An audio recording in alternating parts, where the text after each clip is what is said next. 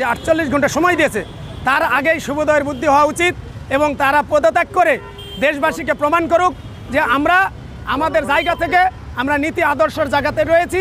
যেহেতু জনগণ আমাদেরকে চায় নাই, তাই আমরা পদত্যাগ করে জনগণকে জনগণের অধিকার বুঝে দিচ্ছি। পদত্যাগ করলে সমস্যার সমাধান আংশিক হবে, কিন্তু বাকি যতক্ষণ পর্যন্ত বাংলাদেশ এর মাটিতে অনির্বাচিত সরকার থাকবে, অনির্বাচিত কোনো কিছু পরিচালিত হবে, সেখানে কোনো দিনও ন্যায্য হিস্সা বুঝে পাবে না জনগণ। তাই নির্বাচনের মাধ্যমে যেই পার্লামেন্টের মাধ্যমে জনগণকে জনগণের অধিকার বুঝে দেওয়া উচিত। জনগণ এখন সচেতন, যে জনগণ ভোট দেওয়ার জন্য আগ্রহ।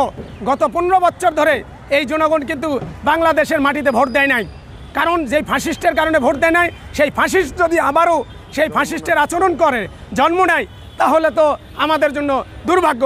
আর এই দুর্ভাগ্য আমরা হতে দিব না। আমাদের শরীরে রক্ত থাকা পর্যন্ত আমরা এই ন্যায্য হিস্সা দাবি করে গণতন্ত্রের মাধ্যমে ভোটের অধিকার ফিরিয়ে দিয়ে জনগণের হাতে ক্ষমতা হস্তান্তর করার জোর দাবি জানাবো। আমি মনে করি এই সরকার এবং নির্বাচন কমিশন, সেনাবাহিনীর প্রধান বলেছে যদি ইচ্ছা থাকে তাহলে ডিসেম্বরে নির্বাচন করা সম্ভব।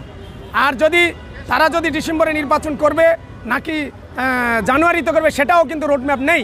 তার মানে তারা এখন আমাদের জনগণকে ধোঁয়াশার ভিতরে রাখতেছে যে নির্বাচনটা আদৌ কবে, একটি রোডম্যাপ তৈরি করা উচিত।